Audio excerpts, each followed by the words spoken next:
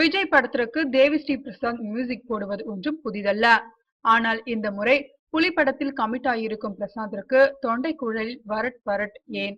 Nervous தான். பொதுவா Vijay sir படத்திற்கு மியூசிக் போடுவதனாலே ஒரு மகிழ்ச்சி தன்னாலே வந்துடும். துள்ளலும் துடிப்புமா மியூசிக் போடுவேன். அவரும் டான்ஸ்ல பிச்சு உதறிடுவார்.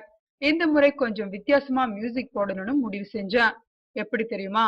அவர் டான்ஸ் இல்லாமலே அந்த பாடலை தனியா கேட்டா கூட தன்னாலே துள்ளணும்.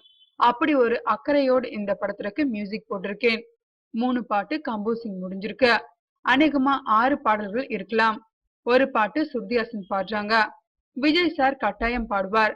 அது என்ன மாதிரியான பாட்டா இருக்கணும்னு என் மனதிற்குள்ளேயே குறுகுறுன்னு யோசனை ஓடுது. நிச்சயமாக அவருடைய ரசிகர்களுக்கு கொண்டாட்டமாக இருக்கும். அதுல ஒன்றும் சந்தேகமில்லை என்றார் தேவிஸ்ரீ பிரசாத். தெலுங்கு நடிகைகள் எல்லோருடனும் சேர்ந்து கிசுகிசு வருகிறதே. மியூசிக் டைரக்டர்கள் நிறைய பேர் நடிக்க வந்துட்டாங்க. நீங்க எப்போ வருவீங்க, எப்போ கல்யாணம் போன்ற கேள்விகளுக்கெல்லாம் சேர்த்து ஒரே பதிலாக சொன்னார் தேவிஸ்ரீ பிரசாத். ஏன் சார், நான் பாட்டுக்கு நிம்மதியா இருக்கேன், அது பொறுக்கலையா? அப்படியே இன்னொரு நல்ல செய்தி.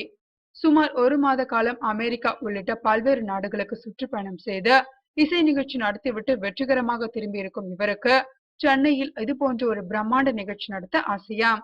அதற்கான ஏற்பாடுகள் துரிதமாக நடைபெற்று வருகின்றன.